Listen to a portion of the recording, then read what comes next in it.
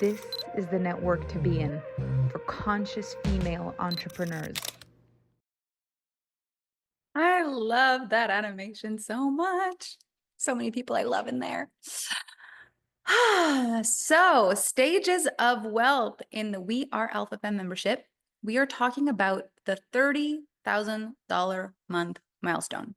And I'm actually quite excited to talk to you about this because in having to remember, every stage we're doing, I'm thinking about where was I at that point? Like when was that the $30,000 months? And I have this awesome memory of 2018. So basically I created Alpha Femme in the summer of 2017. And then in March of 2018, I had started doing programs and things like that. And I had done a resolution revolution in January, and I had done a femme fatale in February. And what started happening is that people were wanting to continue and deepen their work with me, which I thought was really fun. And so Resolution Revolution at the time was $97. And I offered a 3-month payment plan of $33 a month for 3 months on Resolution Revolution. And so by March, I had still people on a payment plan paying for that. I also had femme fatale payments. So the price to do femme fatale at that point was, I want to say, either 333 or 222, but I feel like it was 222. And that February, there were many people who were like, we don't want this to end, and we want to keep being able to do this month to month to month with you. Like, we want a continuation. And so in February, I had sold $222 for femme fatale, some on payment plans.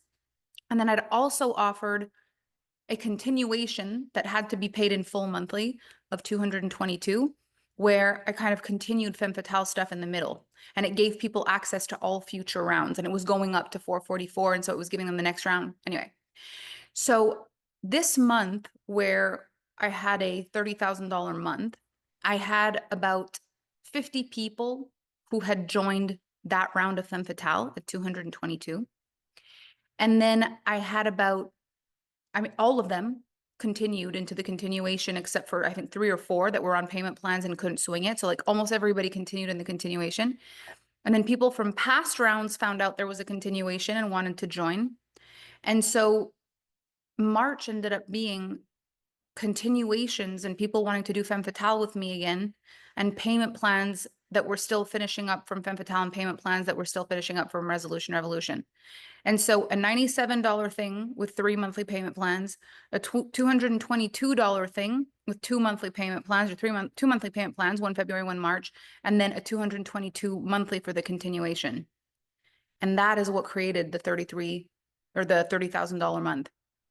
And so I think in total, I maybe had 80 active clients at that point, that were either in the continuation or finishing paying off their femme fatale, whatever it was.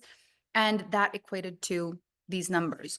So when I think about what are the ways that you can have a $30,000 month, I've had so many different clients that have done business in so many different ways. For me, I was really helping people from where they were. And also I had private clients on top of that. And so I must have had, I can't remember how many private clients at that point, but I think I was charging $1,000 a month for one-on-one coaching. I did not have a mastermind yet at that point, and I may have had like 10 private clients. So in all of that, I think it was my first $30,000 month, so like a $33,000 month, and it included these things. And so what I want you to take into consideration in this is that at this point, almost everyone that was in my network was a client.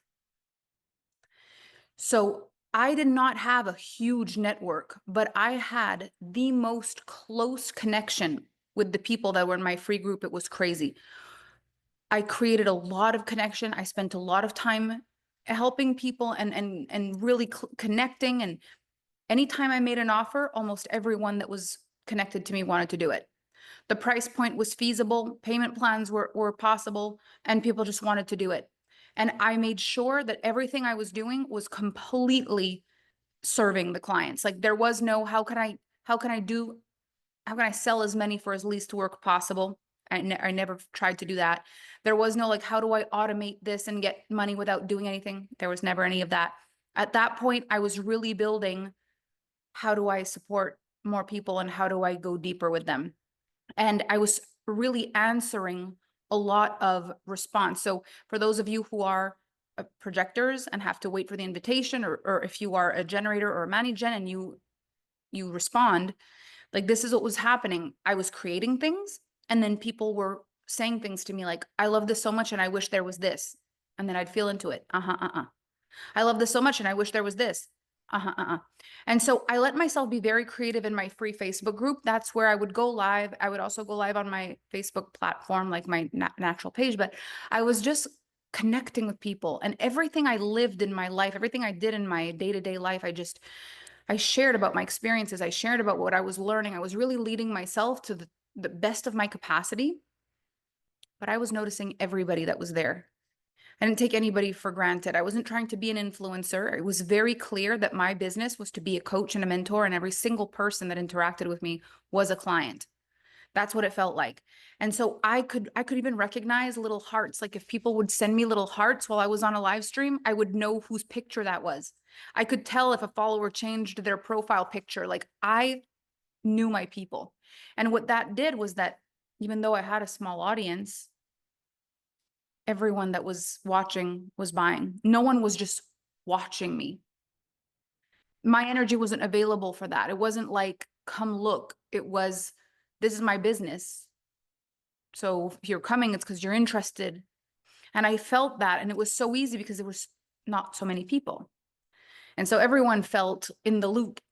And so this is a time where, and I remember when we were doing Stages of Wealth, Catherine talked about this. Like I remember early stages, there's things that I could do that maybe I couldn't do anymore. Like when she was talking about the handwritten letters. And this is exactly where I was at the 30K mark. I knew everybody's profile picture. I knew everybody's name. I knew everybody. But that really created a strong bond in my brand. And I feel like it really set me off in a beautiful tangent, like in a beautiful direction, because I realized I wanted proximity and I wanted to know people. And I found that out from early stages. But I have had clients of mine that were like, I just want to do one-on-one coaching. And they started a little bit later than me. So they started right away at like, $2,000 or $2,500 per month for private coaching. And they built $30,000 a month practices only with private clients. I had people who did not want to do private coaching whatsoever. They just wanted to do masterminds, and they would, have a $2,000 a month mastermind, fill that, have a $30,000 a month with just mastermind clients. And so in the coaching world, you don't have to have low ticket only, high ticket only, medium ticket, high ticket, low ticket. You can literally do whatever you want. But what I realized made things happen for me at that 30K month was recurring and reoccurring revenue.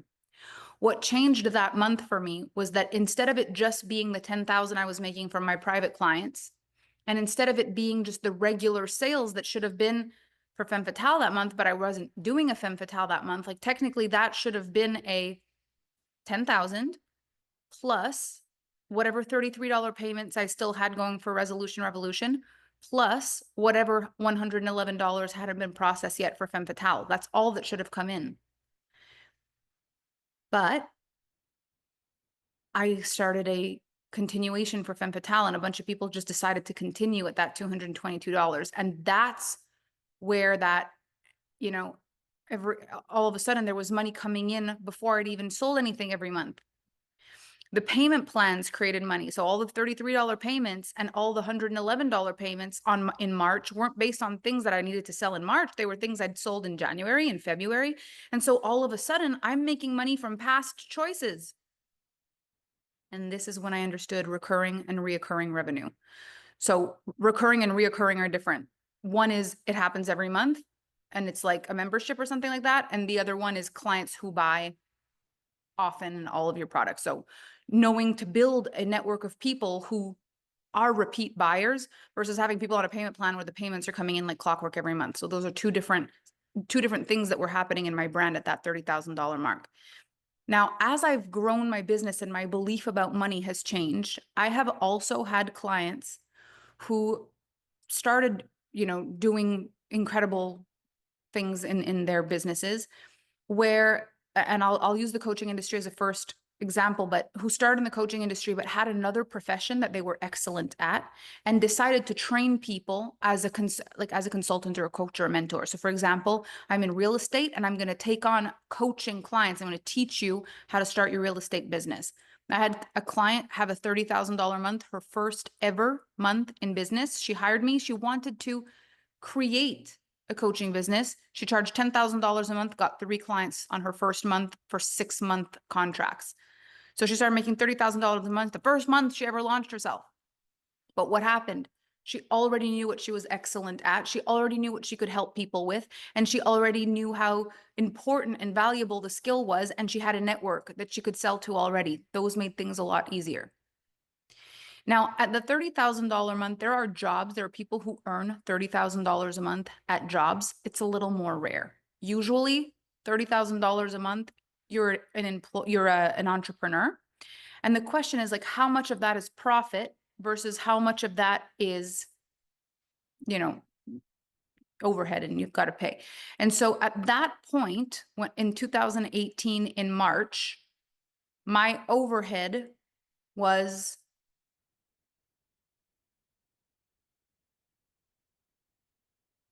$0.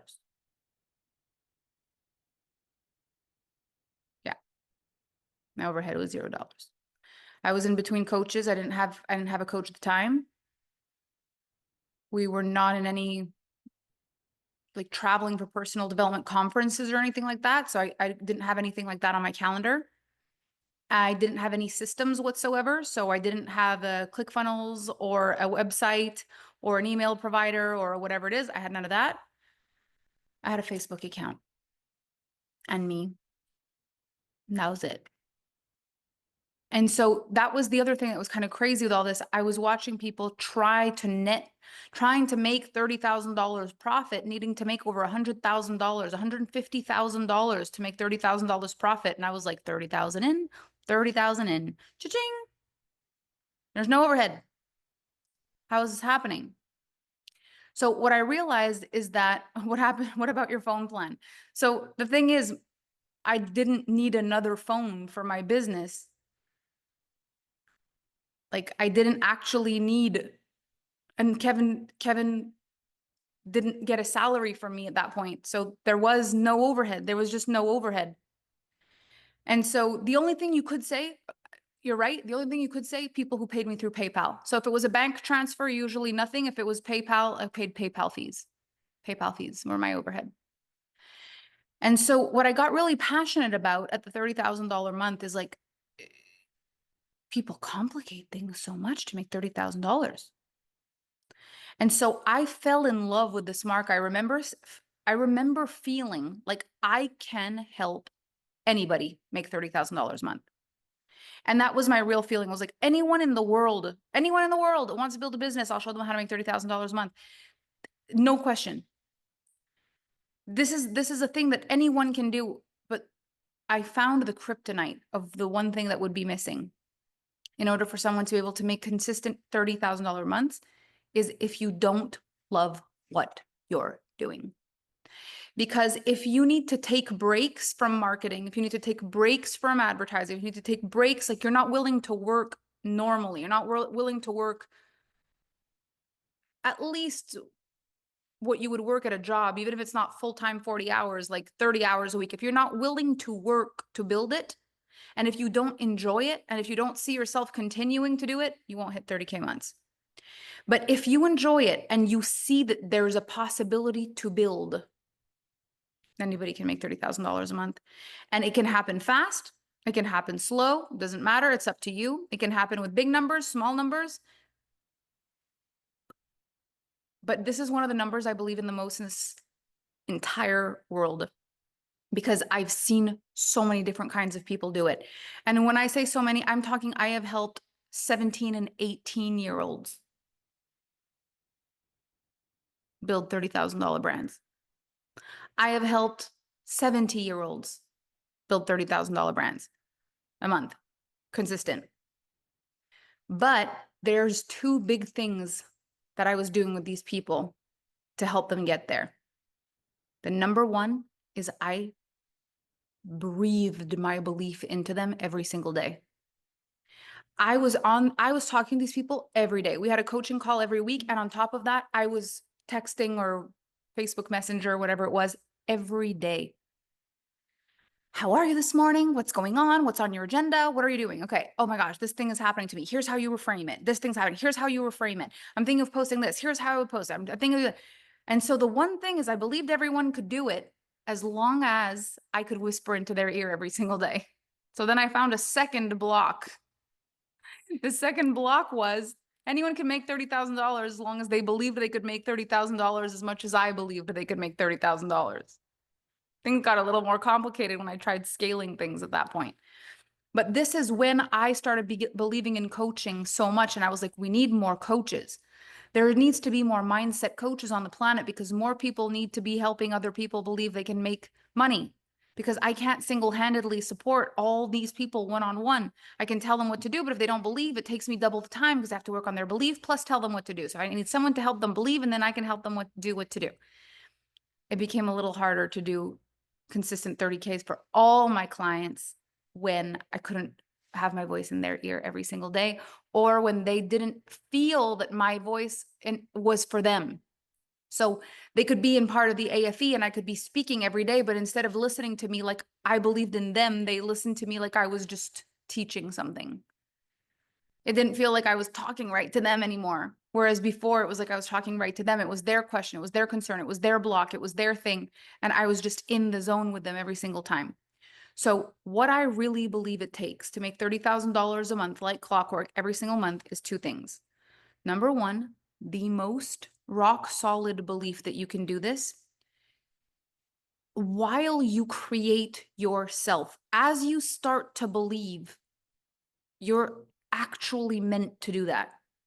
I really believe that we are meant to show the world another way to create wealth, because I think as long as the only people who are making solid money are generational wealth or people that have had a solid education, we're going to keep having people who don't have traditional learning fall through the cracks.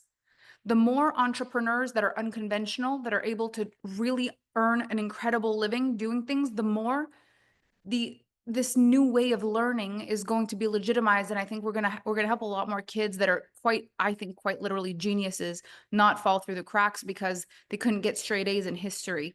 Like, we have charismatic young people in this world that think that they're inadequate because they can't spell. And it's like, who cares at this point? The phone will spell for you. You can speak. You know, you can move people. Who cares if you can't write it? Just say it. What is it that you want to say? Like, we have people who can't do math, but they can lead and they can be courageous and they can do all these things because they fail math. They keep being brought behind and their confidence is dropping because they don't have the friends and they don't have the thing and they feel ashamed and they feel embarrassed and and so it's like we need to move forward outside of all the things that make us feel ashamed in life. We have to start feeling proud of ourselves. And so I realized what I was doing for a lot of these people is I was looking at them and only looking at what there was to be proud of. At this phase in my career, I was not helping people fix anything that was broken. I was not helping people change something that wasn't right. I was not helping anyone learn anything they didn't know how to do. The only thing I was doing was helping them amplify what was good about themselves. Every day, they would tell me a story, they would tell me a problem, I would help them see the strength in themselves they didn't see. Every day, they would come to me with a concern or a thing, and I would twist the story around to show them how they were actually super powerful and there was something so strong they could do if they chose it. Every day, I took whatever their problem or their challenge was, I spun it on its head, and I showed them where they could be powerful, and their lives began to change. And this is what started to happen. Their magnetism started to enhance, and then they started wanting to tell different stories on their social media to their clients. They started having breakthroughs. They started realizing patterns, and then they wanted to tell people, I've had this huge breakthrough. Something that has never happened to me before is happening. They were coming out speaking with so much conviction, and their audiences were watching them change in real time.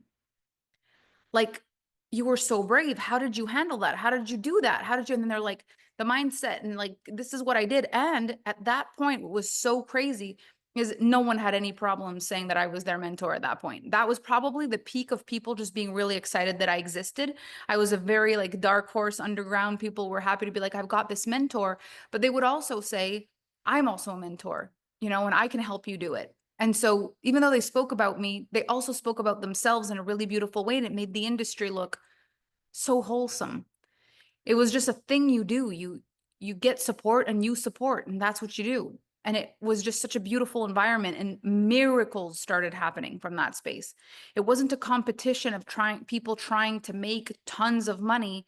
It really was people understanding that if they supported people accurately and they were really transforming in their lives, they'd never run out of money. More money than they'd ever made, but from a really wholesome place. And so that's what really made me fall in love with the coaching industry. That 30K pivot really started changing things for me because it made me realize how much of an impact my work was having. These are people like me. Some of them never finished high school. Some of them would come to me with like $60,000 in credit card debt, borrow money from their parents to do this coaching, and next thing have everything paid off, all their credit cards paid their parents off. And it was like miracle after miracle. And there was no one failing. Every single person that was working with me that was actually doing it for the right reasons was just nailing it, nailing it, nailing it, nailing it, nailing it, until I hit about $50,000 a month, which happened very soon after. And I'll talk about that when we get there in stages. But at the 30K range, it was the miracle zone. Everyone that hired me for the right reasons. Everyone that hired me was making their money. It was like magic. And more confidence, more beauty, all the relationships, people manifesting miracle relationships, like manifesting everything. It was out of this world. So if you are wanting to calibrate to $30,000 months, the biggest thing I want to put on your radar for yourself right now is learn to amplify what is good about you. Anything else that you're like, I'm not really good at this yet, and I'm not really good at this yet, you'll have time for that.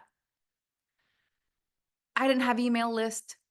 I didn't have ads. I didn't have sales copy. I didn't have complicated funnels. I didn't have MailChimp or what's that thing? ClickFunnels, where you create payment processing things. Like I was sending people PayPal links. That was it. Or bank transfer links. Like there was nothing complicated. It really was just the work, the real work. And so if you are in your era of $30,000 months right now, whether you're in the coaching industry or any other industry, because later on I ended up helping people from all kinds of different fields, people in real estate, people in the hospitality industry or the restaurant industry. Like I had clients in all kinds of different fields, people with yoga businesses, people who were selling physical products. And it was like clockwork. The key to 30K months is self-belief. You've got to just believe in yourself. And the crazy thing is $30,000 a month is, I don't want to make a mistake here when I say this, but I think that I am correct in what I'm about to say. Things sometimes I get excited. Yeah. $360,000 a year. This is like brain surgeon money. This is huge money. This is insane. This is like top lawyer, top doctor, top, like usually hundreds and hundreds of thousands of dollars in student loans to get here, like tons of education, student loans to pay off. And you get to build this in your own business by having a self-concept that's really, really strong. So how do we do this? How do you do that? You've got to actually look at yourself and recognize that it's not a money thing. Making $30,000 a month is not a money thing. And I think that's the hardest thing for people to wrap their head around, because it's like, well, if my goal is $30,000 a month, it's a money goal. So it should be a money thing. But at $30,000 a month, it is about a you thing and a them thing. If you are not clear about your amazingness, and not amazing like you're supposed to be a prophet, not amazing like you're supposed to be a genius, not amazing like you're supposed to be the only trailblazing avant-garde person to have ever walked the planet with a new idea. Just like you're a good person. You don't react super quickly when bad things happen. You take a moment, you respond. You work on your communication skills. You become a greater leader. You live your life to the fullest and you experience gratitude. When something happens, you feel brave enough to stand for people, stand up for people, stand up for something. You don't let your ego get in the way. You soften your heart. You actually are just like a good person, and you're proud of yourself. You're proud of yourself that you woke up in a bad mood and you turned the page quickly. You're proud of yourself that you were almost late for work, but then you somehow breathed and realized you were adding extra time just by being frantic and you kept forgetting things. You took a deep breath, you dropped the energy, you just focused, and you somehow manifested all green lights, no traffic, perfect parking spot, walked into work. And you noticed that, and you talked about that, and you told people about that, and you're in the zone, and you do not make it about money. Even if you're not yet making the money, you still don't make it about money. You make it about your life, and you make it about people. And so people what are you, who are you serving? And are you willing to do what it takes for them to be served? Are you willing to do extended payment plans? Do you trust them that they're going to pay it? I had so many people at this point, people tell me, do not do a payment plan on a $97 thing. Do not do a payment plan on a $200 thing. People will default on it. And I'm like, well, some probably will, but what about all the ones that don't? They just never get a chance because some people default on the payments. I was willing to stand for what I believed in. I was willing to serve people properly and really, really help them get what they wanted. And the payments are rolling in, and the compound effect of the work I did this month, plus the work I did the next month, plus the work I did the next month, plus the work I did the next month, started adding and adding and adding and adding and adding. And so this is where I started practicing. That was in 2018. By the time we got to 2019 is when I created the Alpha Femme experience, and then everything skyrocketed. But the real breakthrough was being able to just make a decision to say, like, you can buy this and you can pay me in 3 installments. Now, did people pay one and not pay the others? Yes.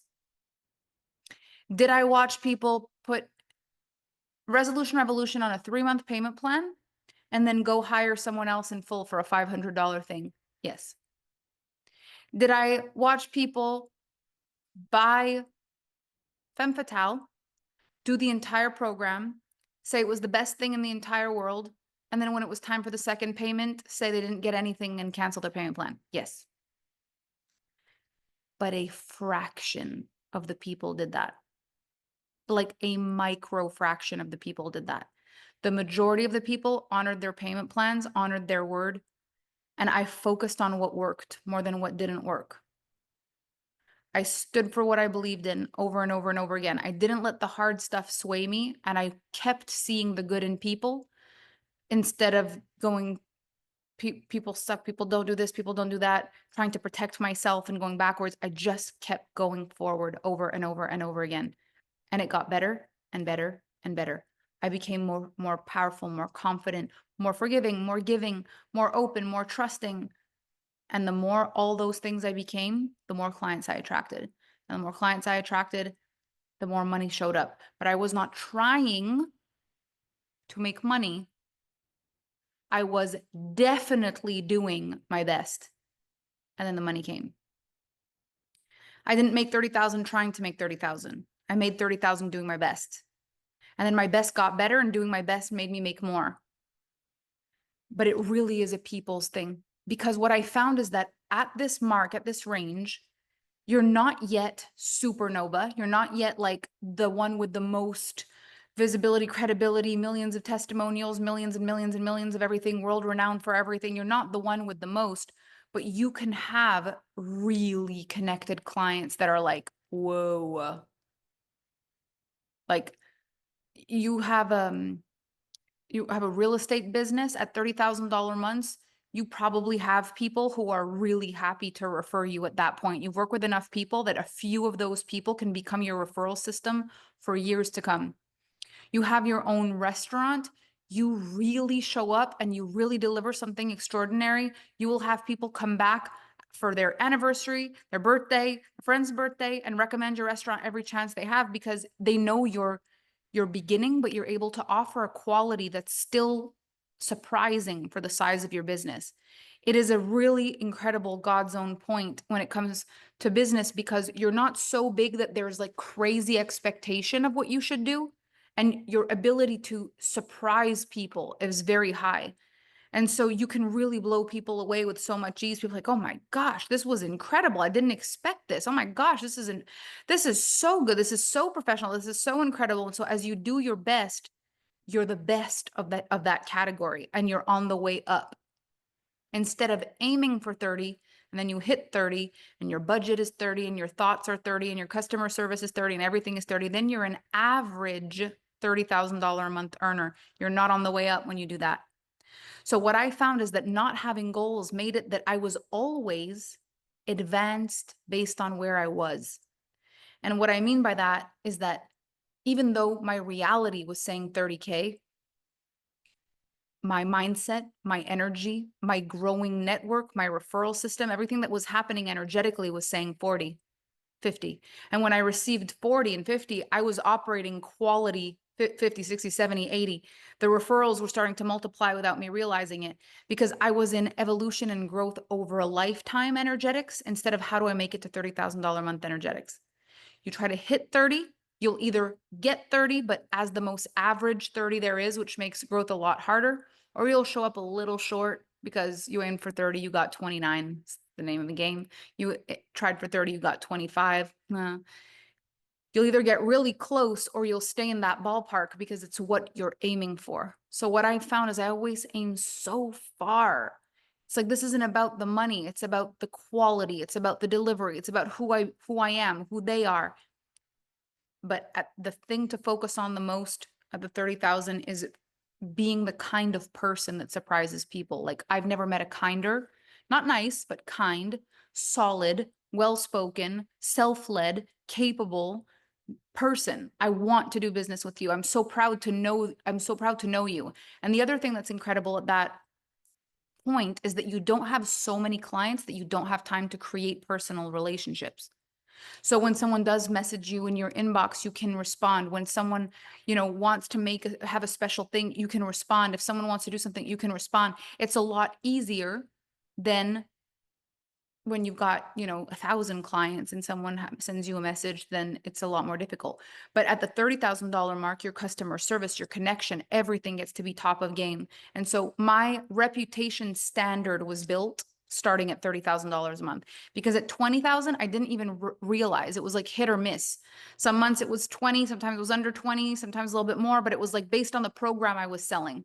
Oh, this one worked. Oh, this one a little less. Oh, this one worked. Oh, this one a lot less. Oh, this one worked. Oh, this one a little less. Oh, this one was a little more expensive, so I hit a higher amount. This one was a little less.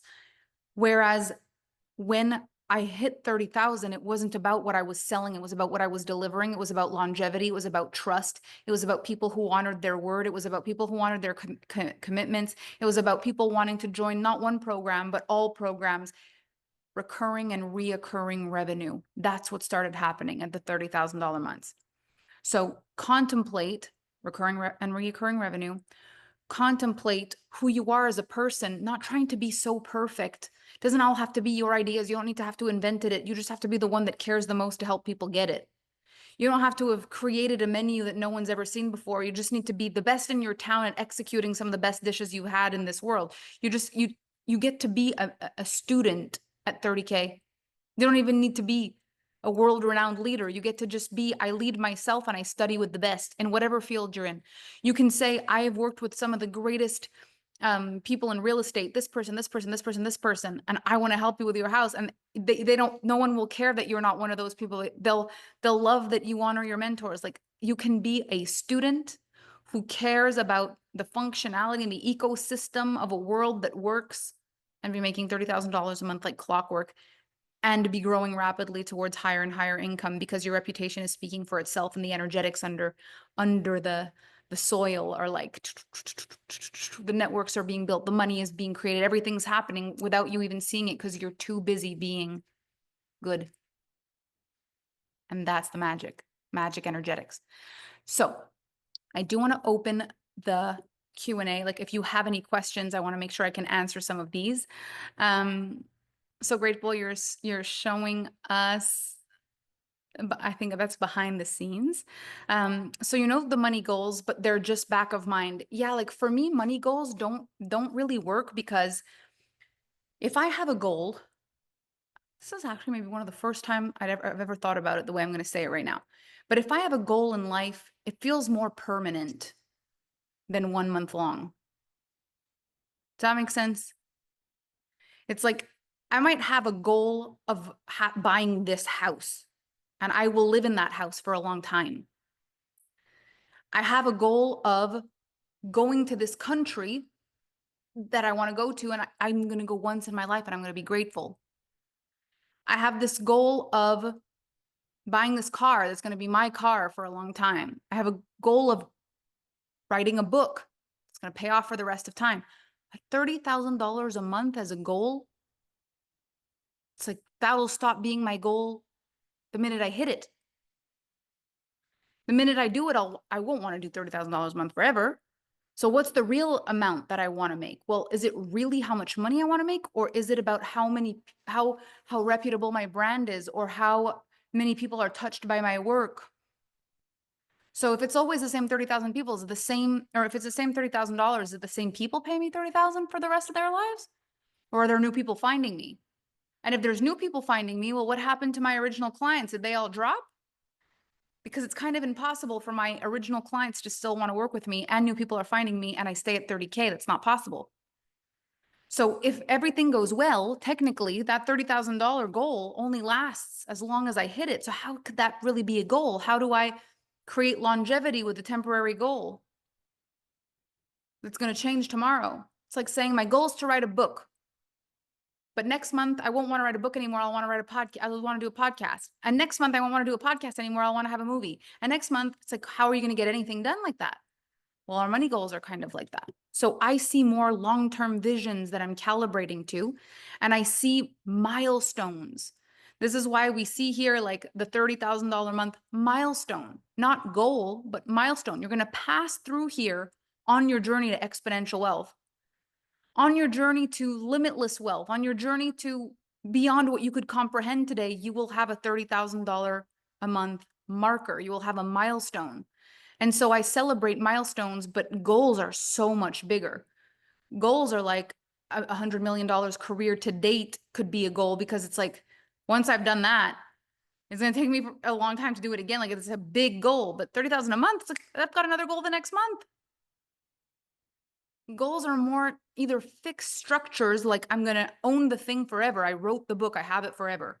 I own the car, I have it forever. Or they're memories I'll have forever. My goal is to get married and then I'll be married forever. My goal is to go to South Africa and then always have the memories of going to South Africa. But it wouldn't be we wouldn't say my goal is to make $30,000 1 month. And then even if I never make any money again and for the rest of my life, it's fine. It doesn't matter. At least I can say I made $30,000 a month. That's not what we're experiencing. So it's not exactly a goal. The goal is that I achieve something permanent inside of me that is a skill or an ability that generates $30,000 a month. That could be cool. But generating $30,000 a month, that's going to stop satisfying me pretty quick. As soon as I feel like there's growth, like I love the clients I have and I hope their new one is coming, can't make the same money again. I didn't realize how much I needed to hear this. This is amazing. What if we don't want to do the world-class service thing? I know that sounds weird, but what if the coaching is the thing for us? So here's the big thing. It is difficult to maintain a clientele when you don't have great customer service. And I'll tell you this for myself as a shopper and as a client. I will buy something I want because I want it. And I'll buy something I want because I want it. And I'll buy something I want because I want it. But if there's ever anything that goes wrong and I need support and there's no one there to support me, or the support is bad, I may never buy anything there ever again. And this is the real truth. It doesn't matter what it is. It doesn't matter if it's the most luxurious brand, if it's a hotel, if it's a restaurant. I'll keep buying as long as everything went well. But if something goes wrong and the company doesn't know how to fix it, they will lose my business. And I will never refer a person if there's a possibility the customer service might be bad. So I wouldn't say, oh, if you want to have really great food, go to this restaurant. I hope it's perfect though, because when they mess up, they don't take responsibility for anything and it's terrible. Like I wouldn't even chance it. I wouldn't want to be the person that sent you to the place that couldn't take care of your customer service issue. So what I realized for myself as a consumer is that the product brings me, the service keeps me. And so if you want to do a thing where you grow your network and you keep pitching every month and you keep selling every month, and every month you have new clients and some of them stay, but as soon as there's a snafu, they're out, then you can do the whole there's no customer service thing. But if what you want is longevity in your business, then having people who support the customer service is what makes people continue to stay with your brand long term. So snafus in the coaching industry. For some reason, the payment gets taken twice one month and you're not available because you're on coaching calls and you don't ever answer the person about the fact that they've been charged twice for hours because you didn't see the messages because you were on coaching calls and they've messaged, hey, I got charged twice this month, or I was charged and I wasn't supposed to be charged. Hey, hello, hello, and no one's answering them. There's nowhere to call. There's nowhere to pick up the phone. And then you're like, oh my gosh, I'm not sure what happened. I'll look into it. Well, can you look into it now? I can't. I've got another coaching call. That's not good. Another snafu, for example, someone buys a program, never receives the email about the program. So you start the program, they never receive the email about it, they don't know. And so they email you at some point during, and they're like, hey, has the program started yet? And you're like, yeah, we're in the middle of it now. Well, I never got the email saying, so now you've got to go in, you've got to go look at your emails, go see, did they receive the email? What happened? How come it didn't get sent? But what if you've got a coaching call? Like, what if you're supposed to be coaching? I've got a client right now. I can't help you, but I'll be back after my next coaching call. Well, actually, I've got 2 back to back, but I'll be here eventually. I'll be back later. Then sometimes it's things like it's out of your control. So we've had things like PayPal or Stripe has charged something to someone, a huge credit card fee. It's not Alpha Femme.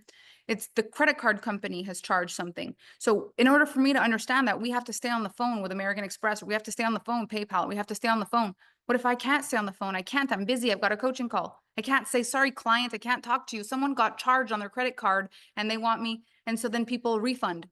I messaged you 3 times. You didn't answer me. I thought it was a thing. I just refunded. Things like that can happen. Oh my gosh, all kinds of different things can happen. Someone can't get on. So this is another amazing one that has happened to me in my life. Someone can't get into the Zoom room, but I'm live. And they're like, I can't get into the call. I can't get into the call. And then I don't see the message because I'm live. Well, then they say, I missed the first call. I don't want to do it anymore. I want a refund. This has happened. This has especially happened on shorter programs where it's only a 3-day masterclass and they missed the first day because they couldn't get into the Zoom room and I couldn't get back to them. And then they feel frustrated. They missed their thing. No one was there to serve them. They're out. There are so many things. And the fact is, if it doesn't happen at first, it's not a problem. But then as soon as it happens, it's a problem. And so it's like you can go without. But if your goal is to start making $30,000 per month and you have this big vision for how you're going to serve your clients, the first time it happens that you have a client be really upset and maybe be vocal about it and be like, never work with that company. I bought their thing. I never got the email. I missed the first call. I sent emails. They never got back to me. It's like, it's only me. There's just me. I was on the coaching call. I couldn't do anything about it. Well, whatever, blah, blah, blah. You'll be like, okay, I need a customer service person. So you'll still be able to get to a certain extent.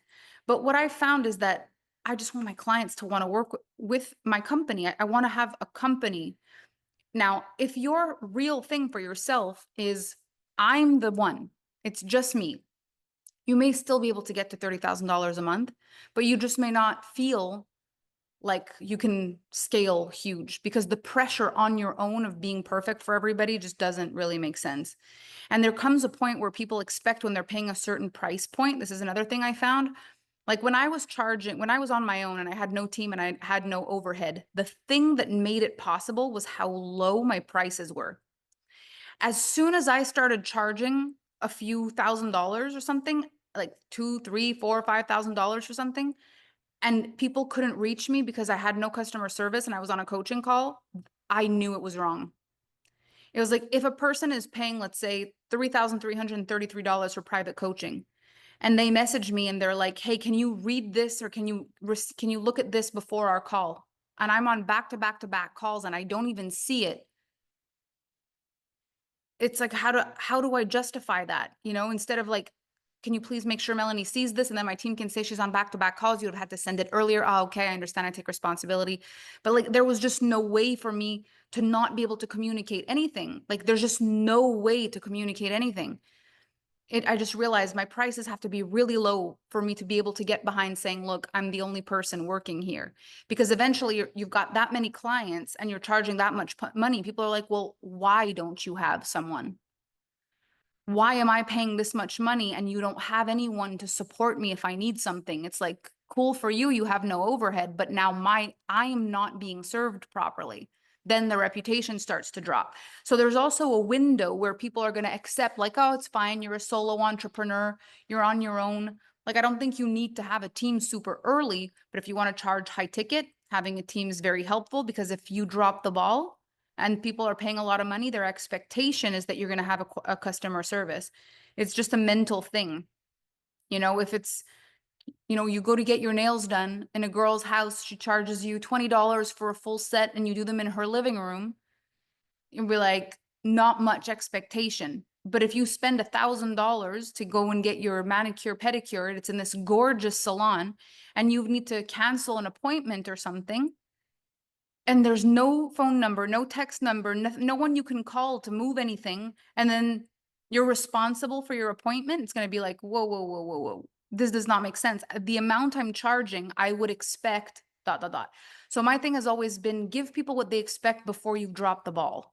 By the time your power is so high that people expect something, make sure you have it. And doesn't mean it's the only way to do it, but this is the way that I've really valued customer experience and that Alpha Femme has taken off like wildfire because I prioritized it. But again, you always have to measure things against your own desire, but these are all my reasons. Why does 30K and 100K last month feel as heavy and as hard as 1K, 3K, and 5K felt?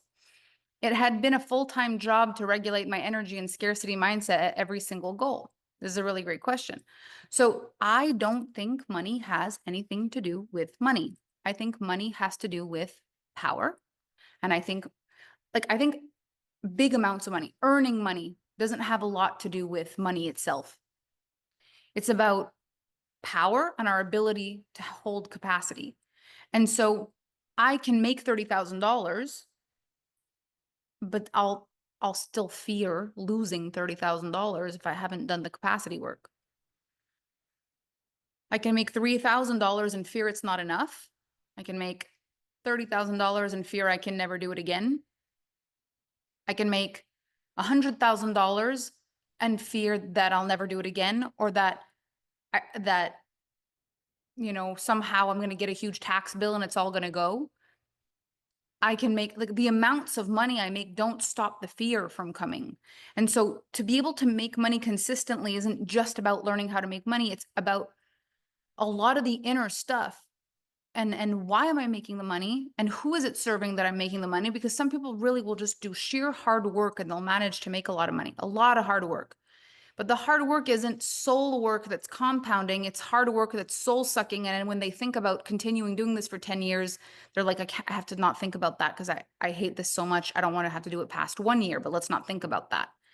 And so I think that when you're thinking about serving people and you're regulating your capacity to experience fear and shame being like the number one thing, it stops being so scary at the 30, 40, 50, 60, 70,000, 80, you know, whatever. But I've had clients at $1 million months freaking out. What if I can't do $1 million a month again? And I'm like, dude, it doesn't matter. You have the greatest party trick of all times. For the rest of your life, you will be the person with the craziest money story in every room you ever walk in for the rest of time. You could write a book that was called I made $1 million in a month once, and people would want to read it. Like, you never need to do this again. But it's like, but what if I never do it again? I'm like, well, what if you never do it again? I'll lose all my credibility. To who? I I would want to know everything from someone who made $1 million in a month. If you did it twice, you could write another book. I made $1 million in a month twice. I know. I don't know why I do this to myself. I have to make $1 million again, or else. It's not about the money. It's about the validation. It's about what it looks like. It's about what people will think. It's about whether or not you deserved it. It was whether or not you really were capable of doing it. Because the first time is just an accident. Anyone can do that. It's the second one that'll prove whether you're really capable. And so when we have those things and we don't regulate them, they show up at all kinds of other income marks. You make tens of thousands of dollars more in the process. So there's things to celebrate, but it's not a permanent fix.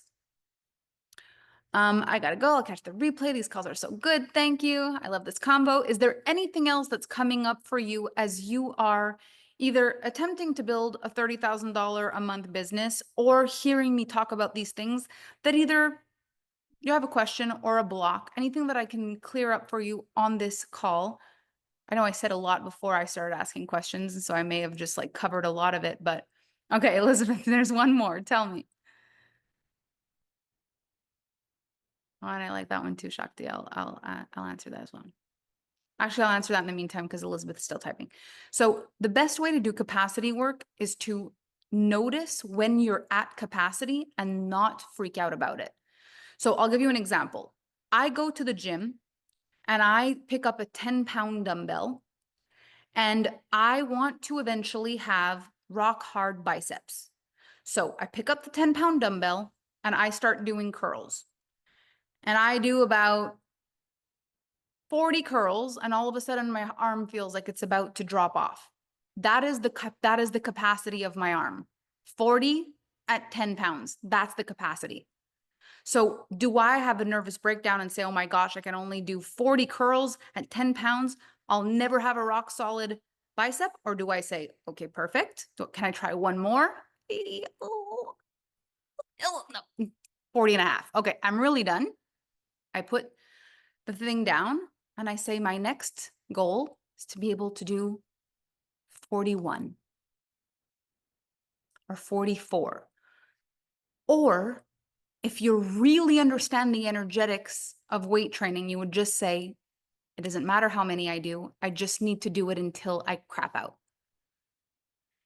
Even if the next time I lift them, I can only do 39. If it's 30, yeah, I'm still building capacity. Capacity is going to the edge of what you're capable of with respect. That was my maximum. You don't do a little less just in case. You don't hurt yourself and injure yourself. You go to capacity with respect, and then you go back again. And you go back again, and you go back again, and you go back again, and you go back again. And eventually you realize you can hold more, you can hold heavier, you can rep longer, and that's capacity. So in your life, when there's conflict and you have emotional limited capacity, you go as far as you can in the argument. And when you feel like if I went any further, I'd be injuring myself, you say, let's take a break. And you don't say, I don't want to have this conversation because it always ends badly. You actually face it for as long as you can. And then you say, okay, let's take a break. I feel like we're not getting to where we want to go. Let's take a break. We'll pick it back up. You practice how you put it down, and you practice putting it down. And when you put it down, you go to the edge of your power, you put it down gracefully. You go to the edge of your power, you put it down gracefully. You don't give up before to not feel ashamed, and you don't try to push too hard and hurt yourself because you're trying not to be ashamed. You meet your real level, your real capacity, and you put it down with compassion, and you will build your capacity over time. Okay, let's see. So Elizabeth said, I have a great business model, coaching men how to touch women, presenting to men's groups, so genius, but I don't seem to be able to get close to the 30K, much less surpass it. I have limitless potential clients. I'm good at coaching and holding space for men. I'm improving the lives of men and women everywhere. What is going on? Well, my first intuition, as crazy as it sounds, is that you said, what if we don't want to have world-class service? And so I just wonder what benefit there is to your business getting much bigger than this if you don't actually want it to be a business. Like you as a person helping other people has a capacity in this world because it limits your responsibility. You having the right container for people to be supported creates a bigger energetic container. But as long as you want to keep it kind of under the radar or non-official or with no customer service, there's a limit before it starts being an expectation. And so what may actually be happening is you are making exactly as much money as you can make without an expectation that you should be more organized, more prepared, or have more. I do provide the service examples you mentioned, just not always perfect graphics, etc. So that's not customer service. That's not customer service, that's marketing and advertising. So then the next thing would be, finding, for sure there's limitless potential clients, but when you think about how clients work, my favorite analogy for this is the pineapple season is coming, right? So you have a certain amount of crowns that are growing and pineapple season is growing, and then it's time to harvest, and you harvest those and you water your crops and more pineapples grow. But when you have a $30,000 a month, $30,000 month's worth of pineapples, you know exactly how many crowns there are, you know exactly how much watering to do. But if you were suddenly like, I want 150 pineapples, not 30, well, something would need to change. It wouldn't just be the pineapples that you have. You might need help, you might need a team, you might need more land, and so what might be happening for you at this moment is that there's no marketing or advertising, and people are finding you as long as they're a referral from someone, but there's a speed to the growth of your ecosystem that's natural, and anything beyond that would require some sort of business expansion. So expanding your crops, so getting more people, more visibility. And obviously things like graphics are one of the ways you can do that because it's a form of marketing, but it could also be other things that are your marketing. I don't know what your strategies are, but at this point it could just simply be the things that you're not in the mood to do are the things that would amplify the amount of people who see you and who amplify your credibility, or that amplify your cold market or warmer market. So you're maybe very good at attracting the people who are very close to you, and that is about $30,000 a month every month. And so there would have to be some sort of strategy to make that pool of people bigger. But at the $30,000 a month range, you can continue to make $30,000. And this is why I say to people, like, it's not really our goal, because look, you can make $30,000 a month and then say, I don't know what's wrong with me, I'm only making $30,000 a month. Whereas if that was a goal, you'd just be like, and I'm making $30,000 a month. So for you, if it's like, I want to be making however much, it's like, what are all the ways that gets created? It's in marketing, advertising, customer service. It's in all these different things. At the $30,000 mark, as long as you've got recurring and reoccurring revenue, you can do that with a very limited amount of people, 30,000. But it's the pricing and it's the experience. People are really being served, and you have things to offer them so they can purchase more than one time, and there's payment plans, you will hit $30,000 a month with that, no problem. Beyond that, you'll have to check, where are the limits, where are the blocks? What am I not in the mood to do that might be required of me as a business?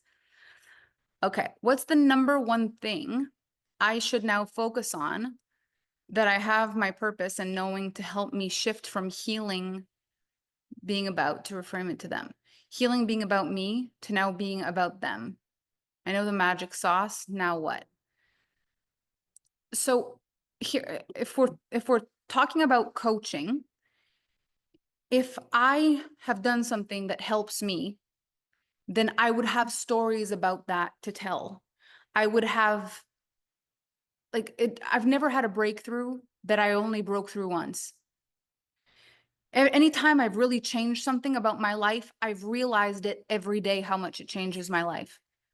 I realized how less I was stressed today, how much more grateful I was today, a miracle that happened today, a conversation that happened today, something that happened with a client today, all because of this one awareness that I had. So it's not like the story of how I achieved that. It's the story of how achieving that has changed my life. And that should show up very often. And those are the stories you end up telling. And so as you're consistently being proof of concept for how changing this thing continuously changed your life, that's how people are going to want to know how you changed that. And since you consistently have the result that people want, you become the one people want to hire. And that's how it happens. Okay. Did you build any processes behind the scenes as you grew your business at this stage? For instance, this is the process to onboarding new clients. I struggle to how much to build from a foundation perspective versus move, go, explore, experiment. So I didn't have processes for onboarding. What I found though is that there were certain things that made me feel more at ease or that made clients feel more at ease. And so for like a stretch of time, I would do things a certain way. So let's say I realized if I do a live stream and then I tell people I'm going to be available in my inbox after, and I mean it and I want to be there, people go in my inbox, then I talk to them and then we can talk back and forth and then they buy in the inbox. This is fun until it's not. Then that's not a good idea anymore. Then all of a sudden it's like, okay, now I'm in the mood to say, anyone who wants this, comment on this. And people do it until I'm sick of answering the comments. Okay, that's not fun anymore. And so I had processes, but because I was the customer service, and I'm a manage-gen with a sacral authority, I had to manage the, oh, this is fun. It's not fun anymore. This is fun. This is not fun anymore. So what mattered more to me and what I realized was not what I was doing. It was more the fact that I was constantly caring to find things that made me feel connected to my clients and made them feel connected to me. I never eventually said, you know what? It doesn't matter if people don't feel connected to me or to the business. Don't worry about it. It was always like, okay, this is now boring.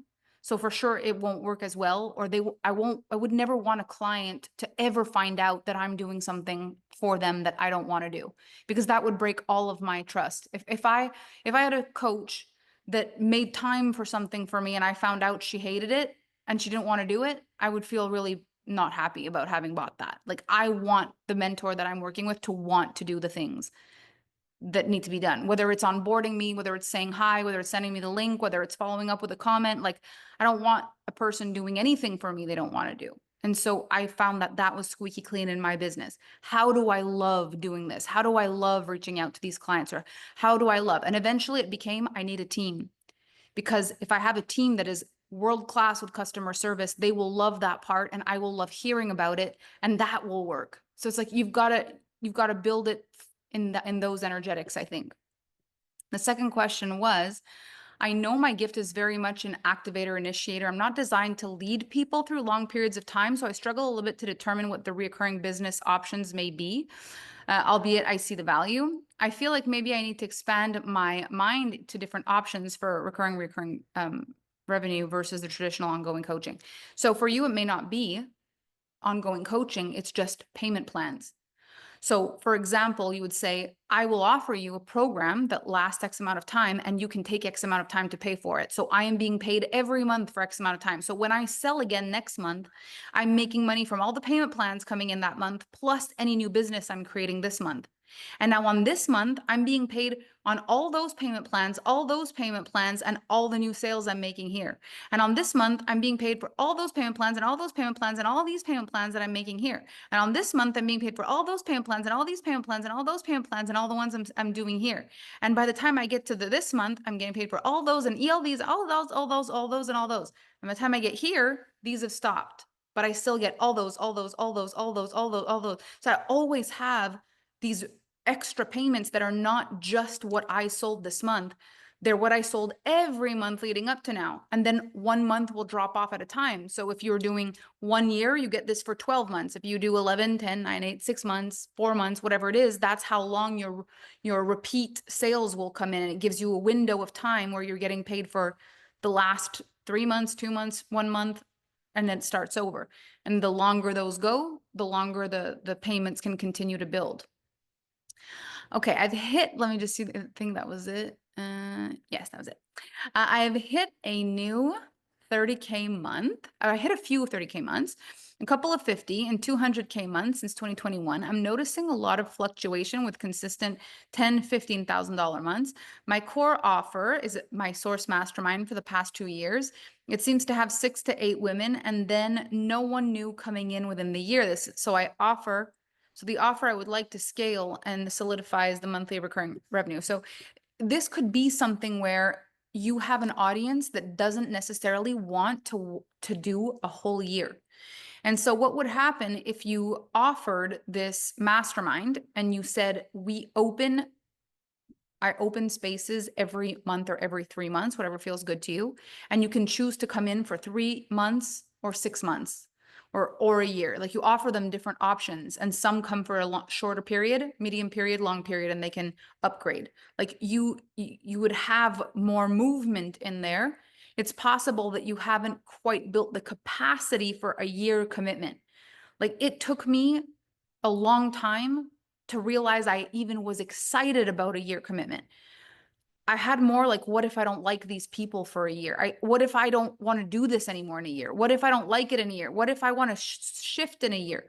None of those energies work to build a year-long thing. So what if you had 6-month mastermind? What if you gave people the option, 3 months, 6 month, 1 year? What if you even had the option? Like, oh, I don't have to commit to a full year. I could just do 3 months of this. But then 3 months, you might be like, yeah, but I don't want to have to sell it again in 3 months. Okay. So you give people the option 3, 6, 12. Like you play around with it. That's what's going to create more of the recurring and reoccurring. If you had 20 women in your mastermind, some on 3 month plans, some on 6, some on 12, but you could sell it every month and new people were coming in, you'd watch it change. And maybe they don't know they want to be with you for a year until they've been with you for 3 months. So if an offer isn't working with long term, I say try giving yourself and them smaller chunks. That usually really works very well. Like recurring and reoccurring doesn't mean in perpetuity forever. It can mean there's a payment that comes through twice in a row, 3 times in a row. That's still the same energetics. Like the one for Femme Fatale. But by the time March hit and I had my $30,000 month, I had a 3-month payment plan for Resolution Revolution, 3-month payment plan for that, and a 2-month payment plan for Femme Fatale. And then I opened a continuation. That was it. It was done over 3 months. On the 3rd month, 30,000. I'm trying to launch a coaching business for moms for 2 years now, and I can't sell anything, even free service agent working. I have people following me and liking and commenting on my posts on Facebook, but they don't become clients. I used to have the vision of my website will naturally bring me clients, but nothing seems to work. I don't feel like contacting each one personally to force anything. I'm a generator. Would you have advice? So I really do not believe that websites are the thing anymore that will get clients to buy coaching. I think that websites are the checkout page. Like it's who you are, it's how you speak to them. It's either your social media posts or your live streams or it's your master classes, but it's how they feel when they hear you specifically, because there are so many coaches out there. And so what makes people choose a mentor or a coach is a lot less about what they're going to teach you, and it's a lot more about what they're going to teach you, if that makes sense. It's like, I can learn this from anyone, so who? Instead of, oh, I could learn this. Okay. Like it's changed. There's too many coaches out there. So I think it's more about you having your own identity come out. How do you know if the service is good when you're just starting before the testimonials come in?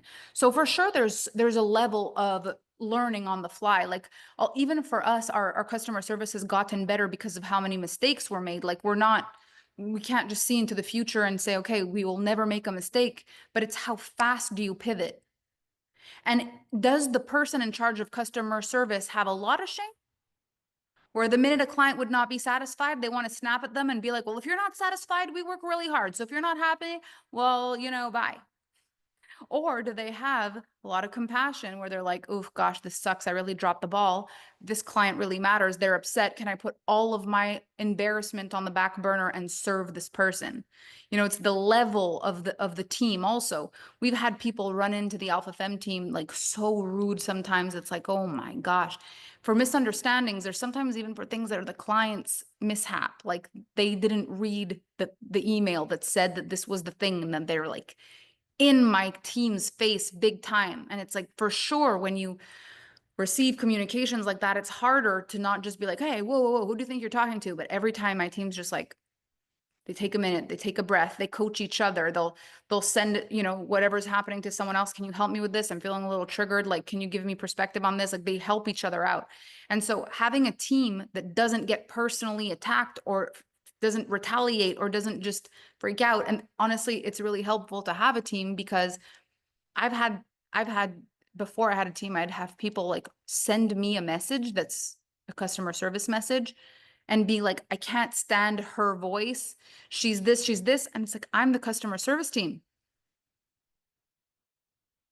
I had people be like, she said that it would be this, this, this. I'm the only person on the sales team. I'm the only person they could have talked to, and I never said that. So, like, I know that this didn't happen. How easy it is to be like, you're lying. You don't get to do this. Who do you think you are? Blah, blah. It's like, regulate, regulate. It's like, can you actually feel like this is a business? And can you see people for who they are? And can you not get triggered? And can you make up your mistakes and really take responsibility when it is yours and to have super compassion when it's not yours? I think those are the things that make excellent customer service. Like, I care about, ultimately, the frequency of excellent customer service is I care about you for a long time. That's what it feels like. Whenever you feel you've had bad customer service, it's because you felt like if you were no longer a client today, it would not matter to the company. That's usually what it feels like. If they say to you, we are so sorry that this happened and we want to take care of this situation, we want to help you out, you have a feeling like people care, they want to keep you as a client, that feels like good customer service. We don't know what to tell you. This is not our responsibility. This would be completely up to you. This is your fault. This is your this, this is your that, when it's clearly one of their mistakes, or them getting frustrated with you because you were emotional and not having any space for you to be human or whatever it is, then it feels like you don't care about me and that's it. And so that's the hardest thing to really create, is the customer service when you're emotional or you're triggered. And so those things you will learn as you go. But just the fact that you would learn as you go makes it extraordinary customer service. Because for some people, it's just like, well, you lose some. That's life. You know, not the best. That makes sense. That feels good. The MG sacral feel is key. Yes, I had tried a 3-month, but that didn't really attract. I think 6-month is the way to go. Perfect. Do you feel we need to do lives to share our presence and draw clients in? I'm an oracle, psychic guide, medium. I work best having people to channel to rather than just going live and channeling to no one. So I think that if you were to market the fact that you were going to go live for a little while, if you were going to say like, okay, it's on the same day every month, you have a very special live stream that you do, and that's where you go, and people start to get to know that that's the date and you can advertise it, you'll make sure you have people there. But today, especially with AI, especially with everything that's like, people can just write a post and you don't really know what their real voice is exactly. You don't know anything about it. Like, you just don't know people anymore until you've seen their face and they've talked to you, until you felt their voice, until you felt their frequency, until you felt something. Then when you've heard them and you feel them and they write something, you feel like you can hear it in their voice.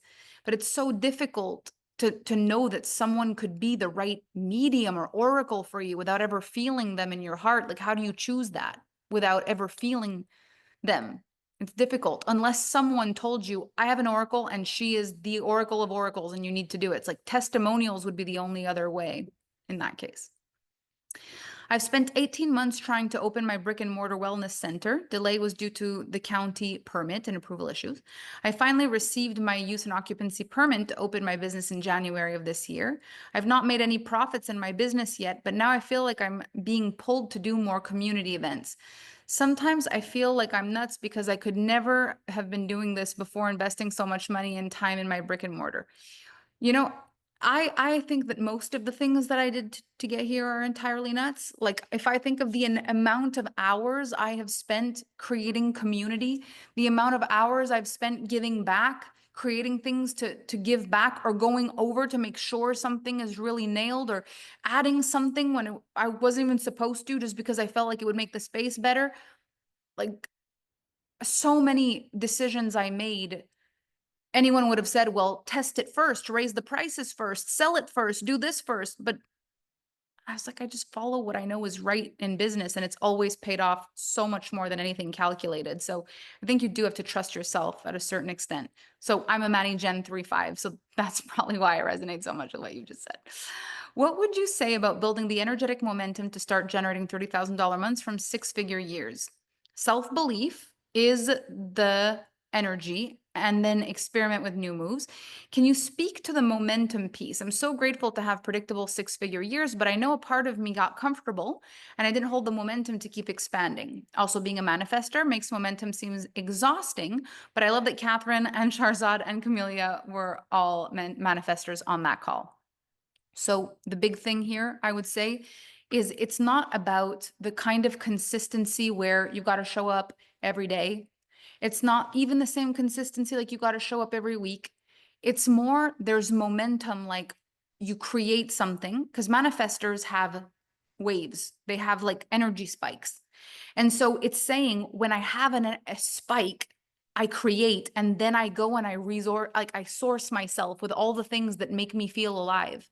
And I really make sure that by the time the next spike comes, I am in the mood to do something about it. And you can create payment plans.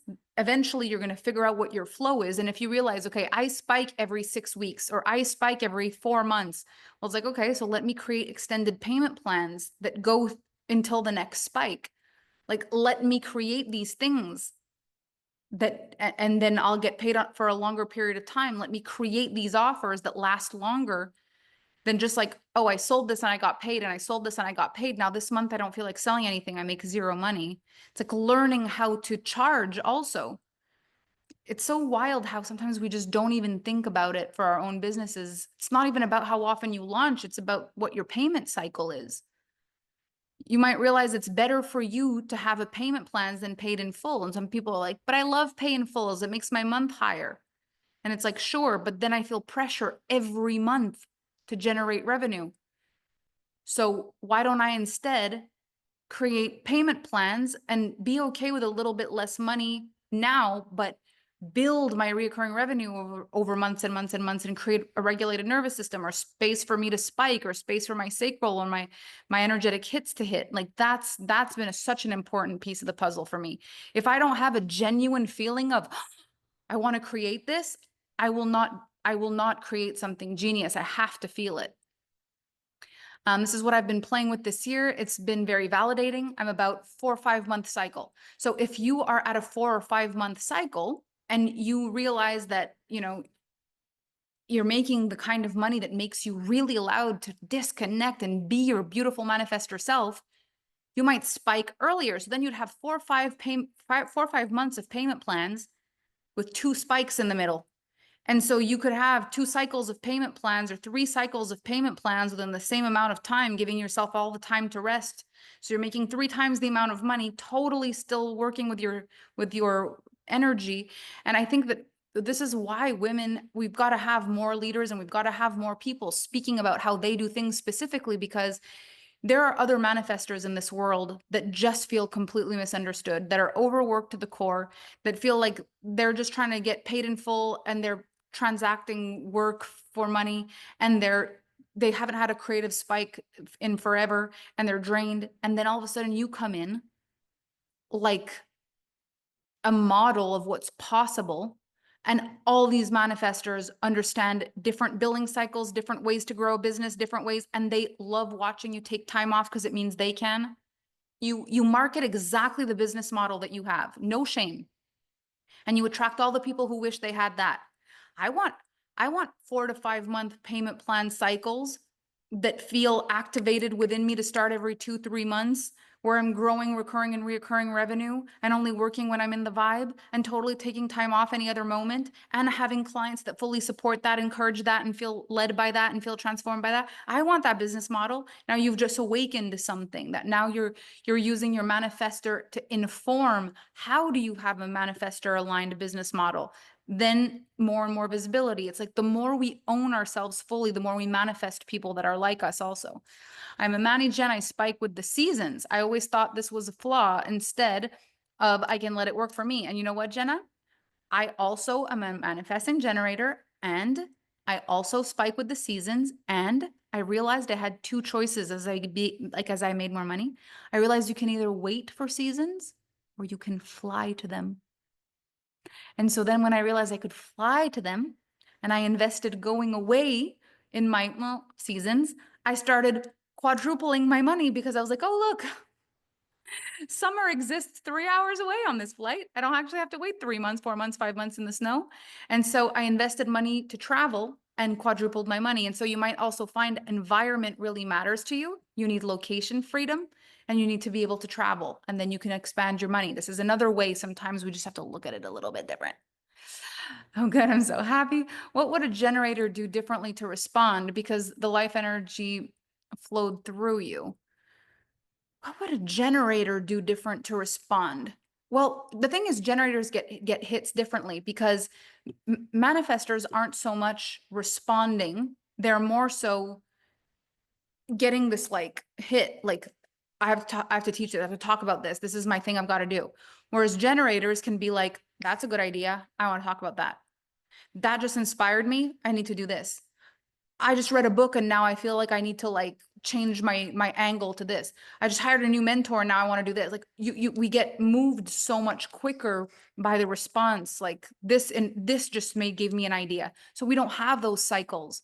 We don't need the rest cycles. The idea is coming before you've even finished the other one. It's like the ideas are just flowing. So you don't need that rest cycle. So for you, it's more about not feeling like you have to do things, trusting that the response of really getting a really solid, either emotional or sacral, whatever your alignment is, I think you're a sacral, but like really feeling that, oh yeah, instead of, well, that's a good idea and I need one. It's like, I could give myself 2 days if this isn't good enough and I'll get a better one. And then I've got this and I want to do it. And now I've got another idea. Do I get distracted? No. I'm not going to lose this. If it's good, it'll still be there. And if it's not good, it'll be gone and something else will be there. I'm a machine for this stuff. Let me continue on this. So it's more so knowing what to stick with and when to go, you know what, that isn't even all that great. Let me do this instead. That's the superpower once you're generating. That's absolutely brilliant. Well, good. I'm very happy. So I think even in the questions that were asked and the answers that were asked here, you'll see like what is amazing about a manifester, you know, instead of looking at what is difficult for you, you amplify your superpowers. For the generators, instead of thinking, oh, well, my problem's a generator. I get so many ideas, and then I get distracted, and then I don't know if I, but what's your superpower? I have so many ideas. I don't even need downtime. They find me even when I'm not looking for them. I will never run out. Oh, yeah. Like we're so conditioned in the world of personal development to look for what is wrong with us to fix because that's how we're marketed to. But the actual thing that makes us take our power back is to look at all the things that are extraordinary about us and amplify them. And whenever something starts to cause a breakdown or we start to feel an intuition that this is our next move, then we learn it. But we're not learning it because it's we're not good enough. We're learning it because I'm so good at everything else. Might as well be good at this too. My coaching's amazing. My ideas are fantastic. This is great. This is great. Maybe I need to up my game in customer service. That would be awesome. Okay, I think I want to do that. Who do I want to hire for that? It's so different than, oh my gosh, I have no idea where to start with customer service. I'm so lost. I'm going to need something for that. Like the energy is so different when you're like, I'm trying to learn and I'm not good enough versus when you're like, I am so good at this and so good at this and so good at this. And now I've got so many clients and I feel like this part is necessary. So I'm going to learn this part. If you can build yourself up with personal development, literally build yourself up with what you've got, build your power, build your confidence, build what you're proud of about you, build what you did good, what you're doing good, the breakthroughs you had, the stories that support that. Really build up your self-concept as strong and as powerful as possible. Then when you see things that could amplify what you're doing, it's exciting. And you're hiring mentors, you're hiring coaches the way you hope your clients will hire you. Like, oh yeah, I want to do this. I love that. Let's do this. Not like, oh yeah, you're right. I suck at this. Let's do it. And I hope you can help me, or else you'll be the reason I failed. How much do I owe you? So expensive. Like, we don't want those energies. So we want to be the same buyer in the way that we buy stuff. I work on myself. I'm proud of myself. I see my strengths.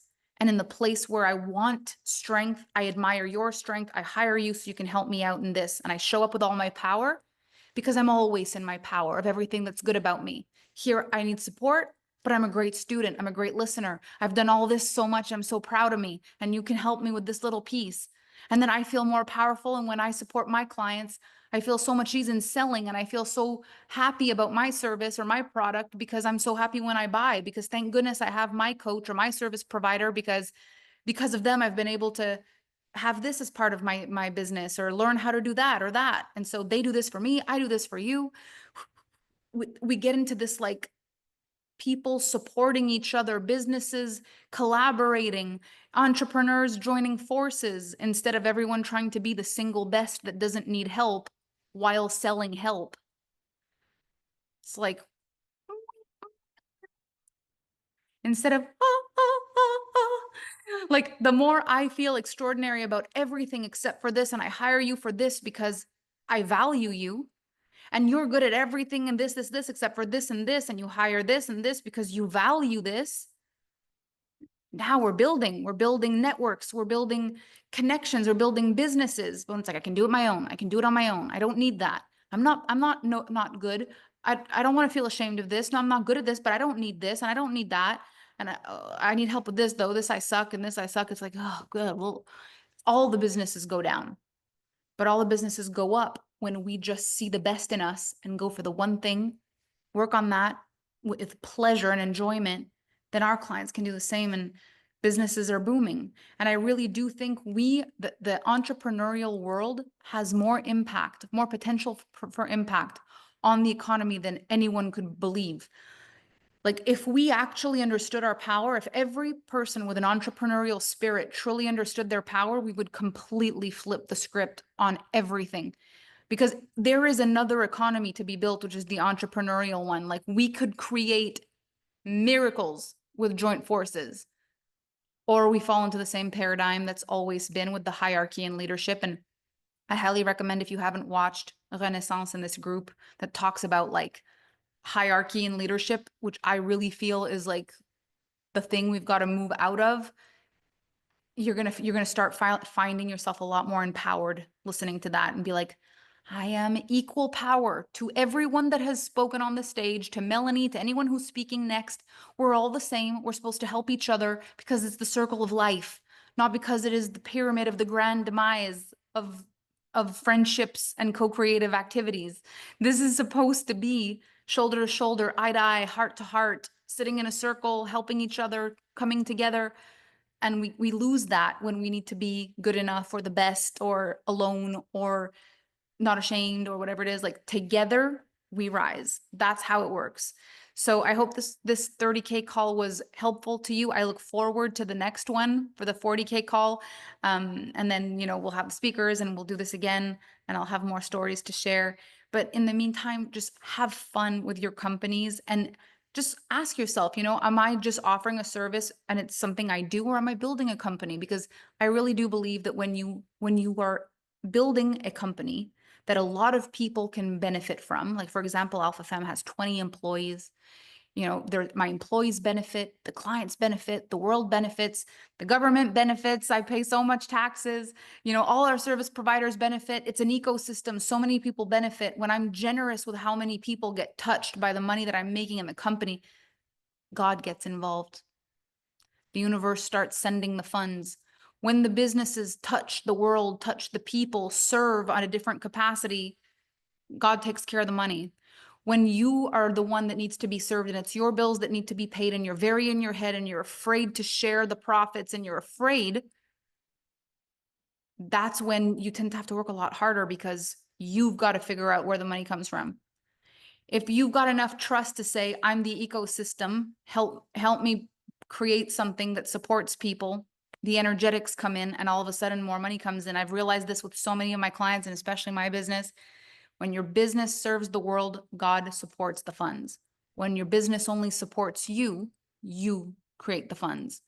So it takes a lot of courage to expand, but the payoff is beyond what any of us can really comprehend. Like, what's happened with AlphaFem has been nothing short of a miracle, but it's been in the God zone, from my employees, the charities that we've given to the support we've given, to the aid we've given, to there's been so many ways that this company has supported the world. And so it's in the God zone.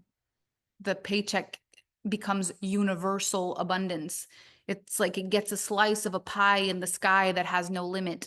And that's what I hope you can start getting inspired by in these calls. Like, the bigger you get and the more connected to a mission you get, the more you get supported in what you're doing.